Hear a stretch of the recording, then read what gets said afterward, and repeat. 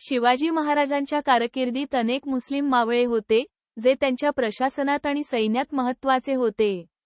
यामध्ये सिद्दी इब्राहिम, सिद्दी जोहर, नूर खान बेग, मदारी मेहतर आणि दर्यासारंग, दौलत खान यांसारख्या अनेक सरदारांचा समावेश होता. महाराजांच्या सैन्यात धर्मापेक्षा गुणवत्तेला महत्त्व दिले जात असे आणि त्यांच्या सैन्यात 1/3 सैनिक मुस्लिम होते. प्रमुख मुस्लिम मावळे आणि त्यांची भूमिका. 1.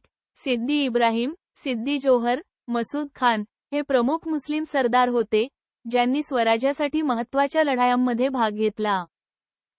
2. नूर खान बेग, आरमार प्रमुख म्हणून त्यांनी नौदलाच्या उभारणीत महत्त्वाची भूमिका बजावली.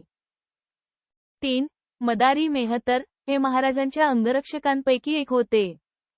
4. दर्यासारंग आणि दौलत खान, हे नौदलाचे अधिकारी होते, ज्यांनी नौदल उभारणीमध्ये योगदान दिले. आणि 5. इतर सरदार, याशिवाय शमा खान, अंबर वहाब, इब्राहिम पठाण, दाऊद खान, हुसेन खान, जाफर खान आणि काजी हैदर यांसारखे अनेक मुस्लिम सरदार शिवाजी महाराजांच्या सैन्यात होते. मुस्लिम सैनिकांचे महत्त्व. 1. सर्वसमावेशक धोरण. शिवाजी महाराजांनी कोणत्याही विशिष्ट धर्माला न मानता सर्व जाती, धर्मांच्या लोकांना सैन्यात आणि प्रशासनात स्थान दिले. 2. नौदलाचे नेतृत्व.